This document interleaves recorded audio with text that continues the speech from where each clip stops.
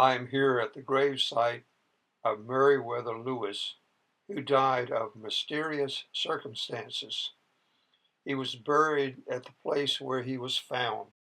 This memorial, a broken column, symbolizes a life cut short of an American hero, part of the Lewis and Clark expedition.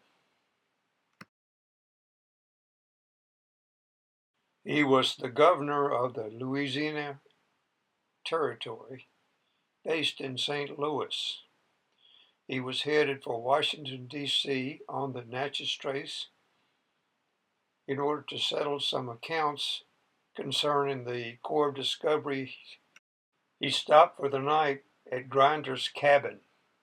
During the night, shots rang out and he was found the next morning. Mrs. Grinder, staying in a separate building, did not respond to his request for help.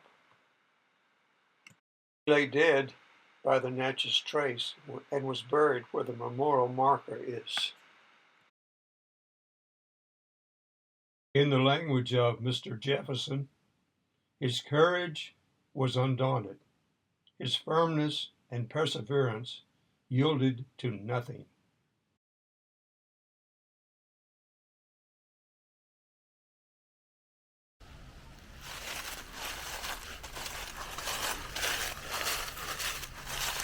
Covered in leaves now.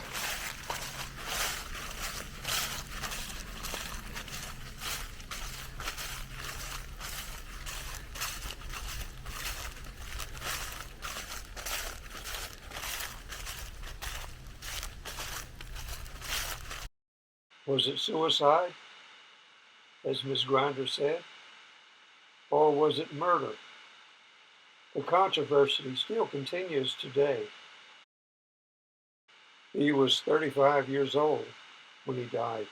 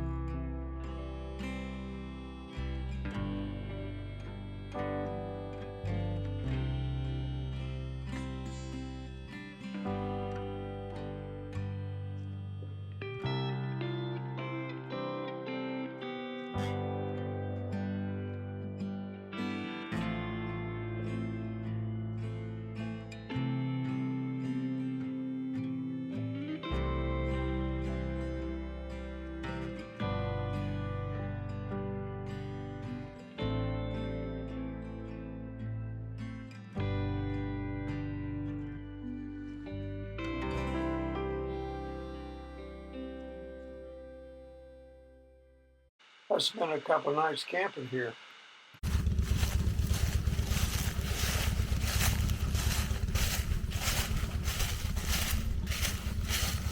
Hobo's raptor. Bigfoot.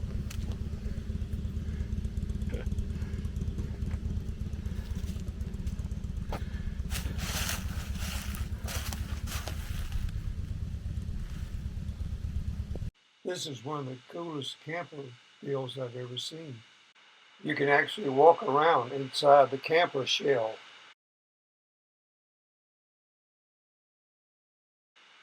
Hobo's Rapture. I love that name. This one is artistic and utilitarian. You could get over-the-air TV. Here's another self-contained rig, the Mississippi Redneck. What a rig this is.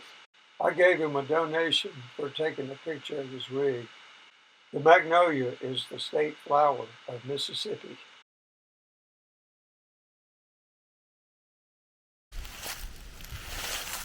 All right, I'm going for a hike. It's very dry. And there's a burn ban. Listen to those leaves. They've been falling and blowing around. But rain is on the way.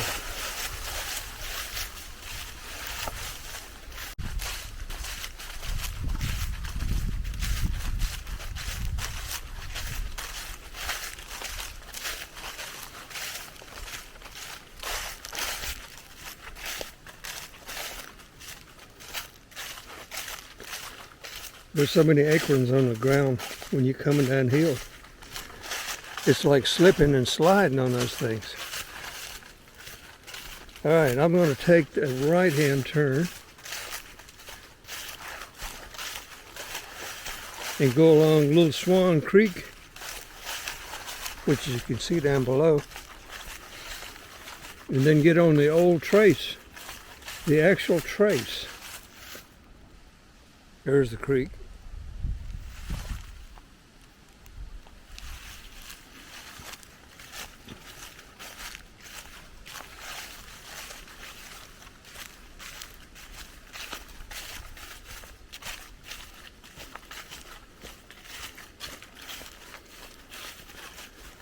It is really nice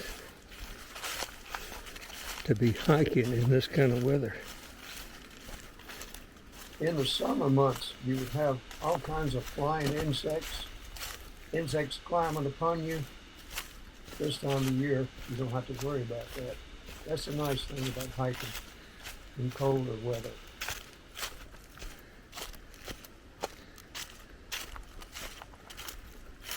And this looks like a spring around here somewhere. See the water there?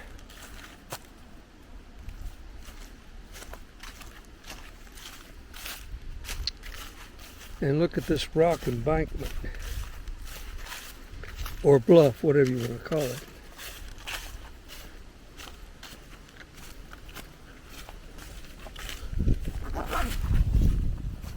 There's another spring right here, somewhere right up there.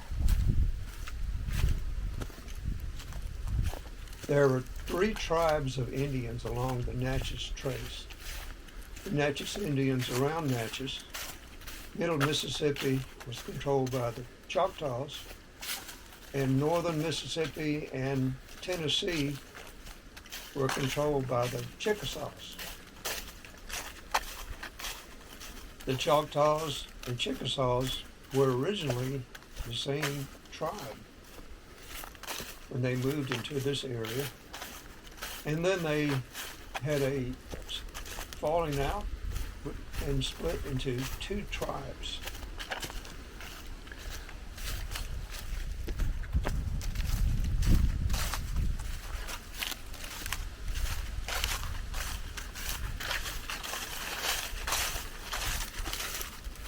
This is called Little Swan Creek.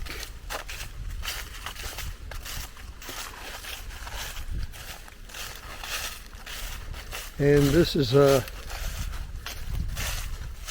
Chickasaw Bluffs or Chickasaw Ridge.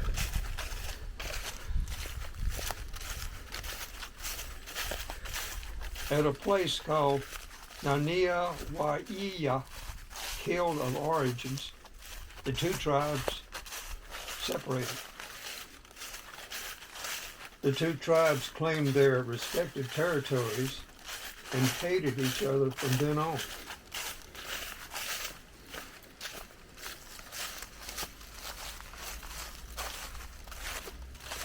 The Choctaws were the most populous tribe, and they were primarily a peaceful and agricultural tribe.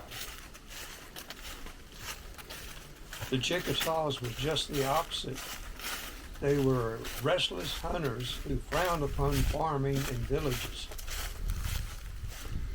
They were noted for their bravery, independence, and warlike disposition.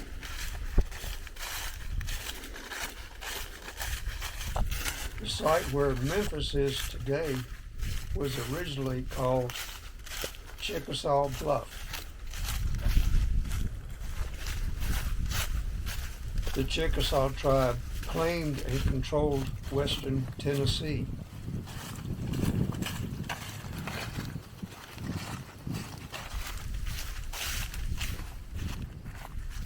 The wind has really picked up today, preceding the weather front coming through.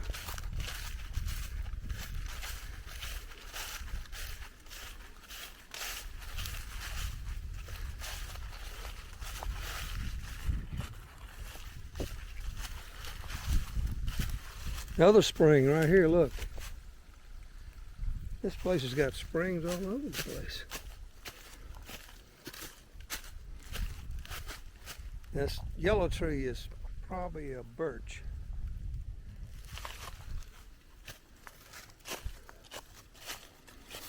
All right, good little climbing.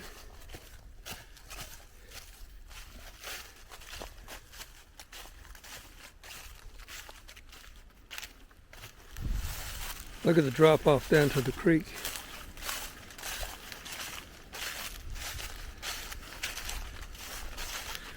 Campground's at the top of the hill up there. Somewhere. And yet another spring.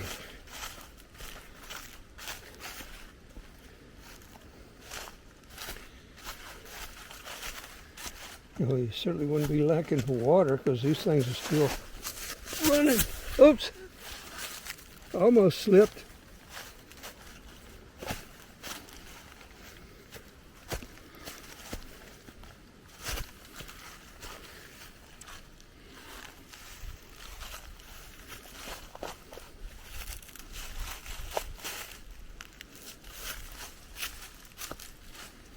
Let's see the tree's roots. There's the spring.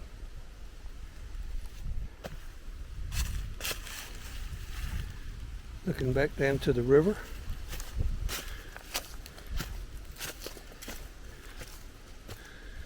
And back up on the cliff again. Nashville was first settled on December 24th, 1780. A stockade was constructed and called Fort Nashboro. Fort Nashboro was named after the North Carolina patriot Francis Nash. Wow, look how high it is up here. Now you don't want to fall down right here.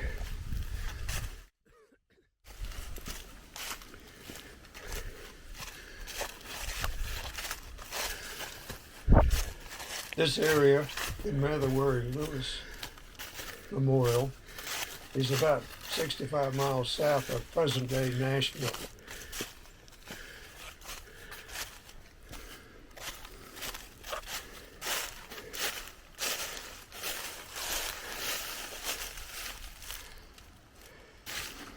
Okay, I'm way up here now.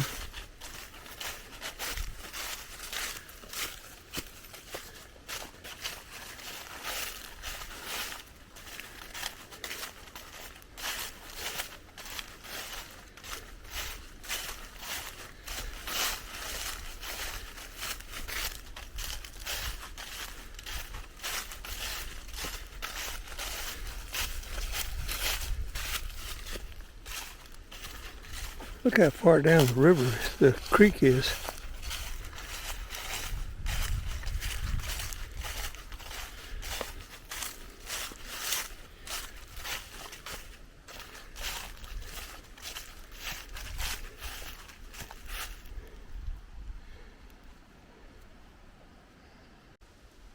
Here's another spring.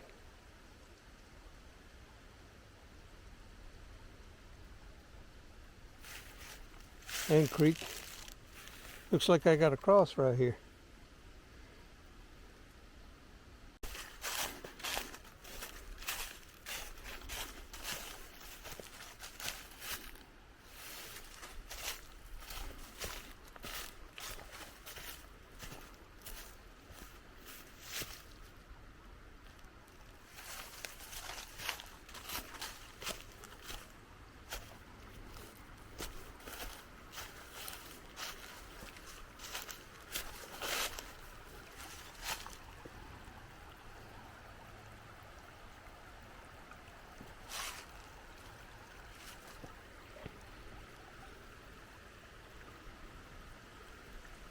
There's a trail on the other side. This is where the old trace crosses Swan Creek. They forded the creek here. I think the campground's right up there at the top of that hill. I'm going to the Lewis Monument.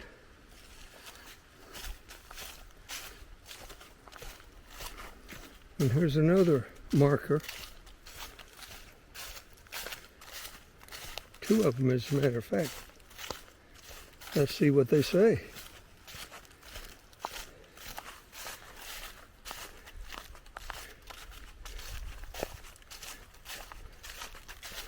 Old Trace, that's where I want to go. This is the actual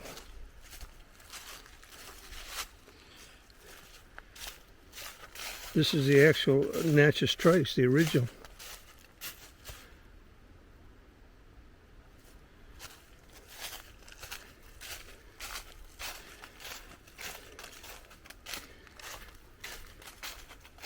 The old trace was originally an Indian trading pathway.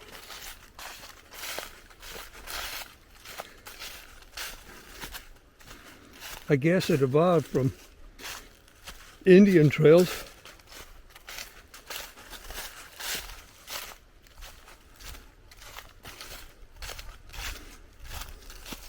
Then came the Cane Tucks, as they were called.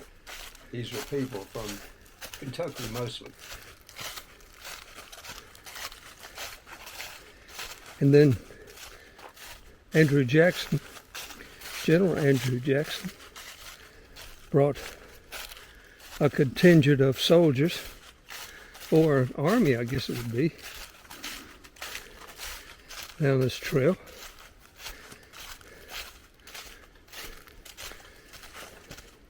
In 1813. Look at this. There it is right there, the old trace.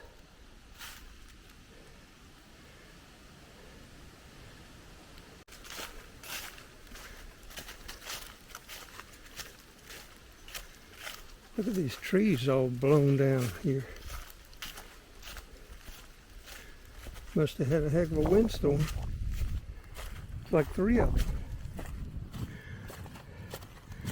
Maybe it was a mini microburst or tornado or something.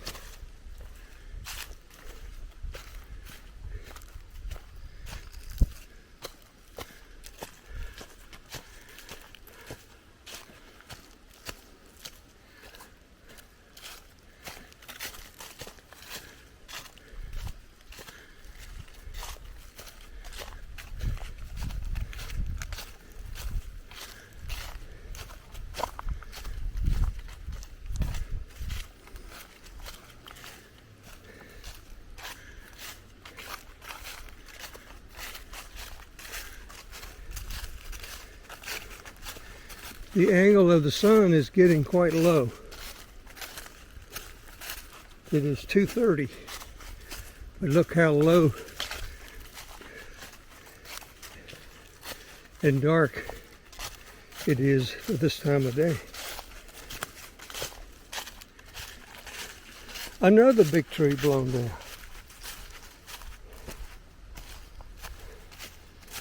That was something. Two of them tonight, right there together. That was a heck of a wind.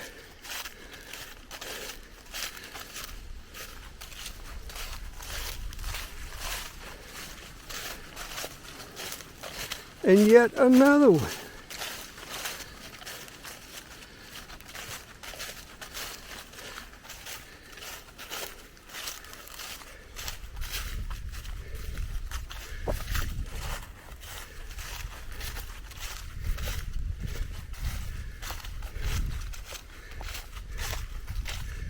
Now, I guess they had wagons along this trail. Doesn't look very wide though, does it? Maybe it was just people on foot and on horseback.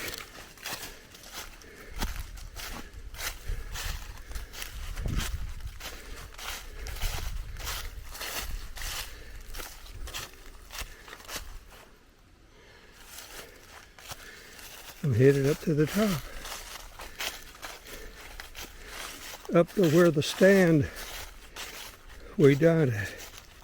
Stand would be a accommodations, house, tavern, inn along the trace.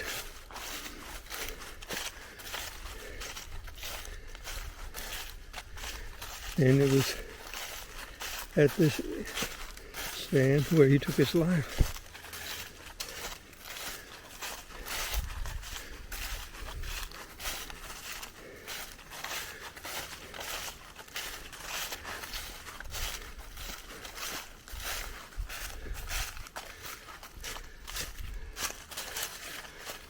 You suppose the gullied part is the trace?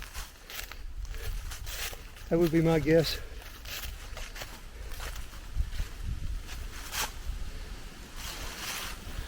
I have to stop and catch my breath. The wind is really blowing on the ridges up here. The Kentucks were entrepreneurs. They would put together rafts made of logs and then make them into freight hauling vessels. They would float downstream with the current to the markets in Natchez and New Orleans. They would sell their freight and the rafts for lumber.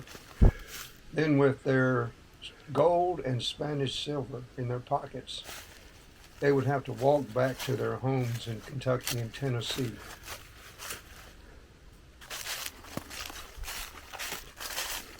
Okay, I'm back on the trace originally.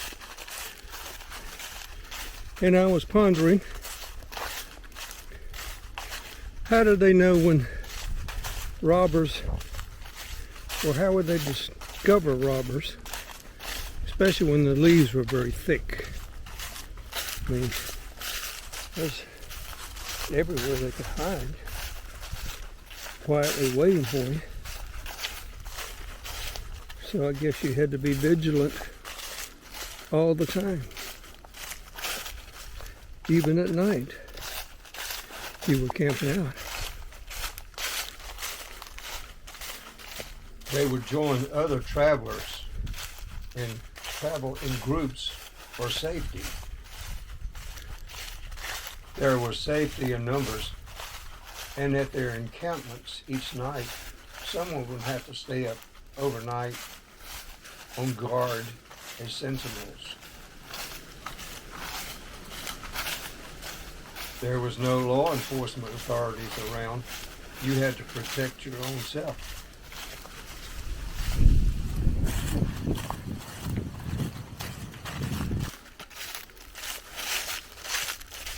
Looks like a super highway here.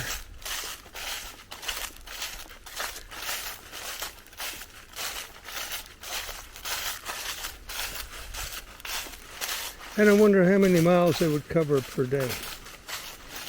20? 30. Guess it depended on what kind of load they had.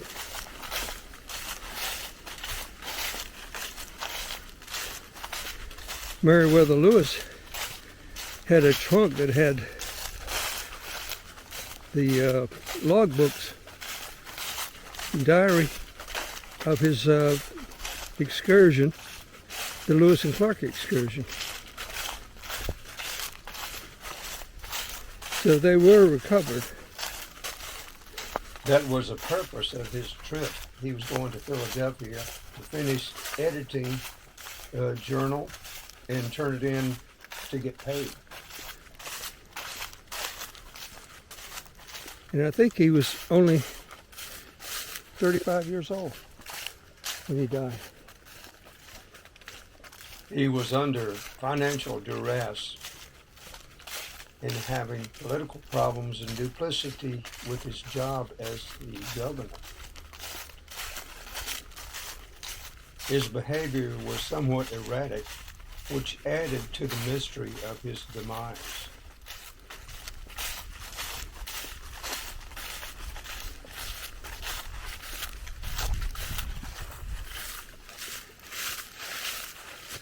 CCC Trail, Old Spring, Firestone Overlook, half a mile. And if I go this way, I come out at the monument, I believe. We'll find out. The events on the night of October 11th only added to the mystery. He was there by himself and he was shot, or he shot himself. And no one came to his aid, even though he went outside and yelled for help. This was the major highway, or footpath, pathway, in the Old Southwest, they called it, which was in the era of late 1700s, early 1800s.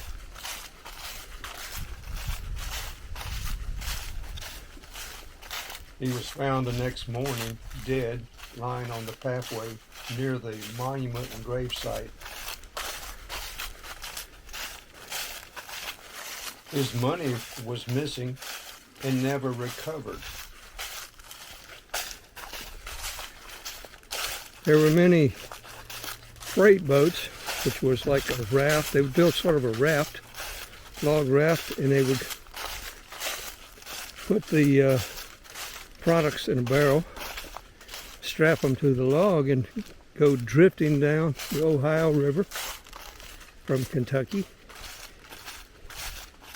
maybe Ohio, and all the way down to Natchez or New Orleans. Then they would sell everything, including the logs, and with their money they would walk back. So you can imagine why the robbers were hanging out here. People had money.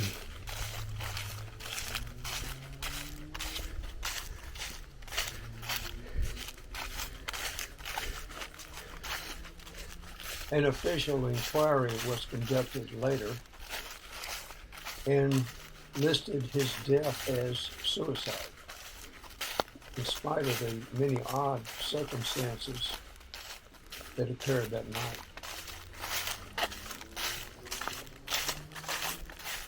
It was a tragic ending for this explorer. As one of the leaders of the Lewis and Clark expedition, he survived many dangers and tribulations in the 2 years that they explored the West. It was a tragic ending to this young man who made history. Look, it's a super highway now. Okay, now I'm in the fancy part of the Natchez Trace. You can bet they didn't have these kind of little fences along it. Unless it's around a house or stand.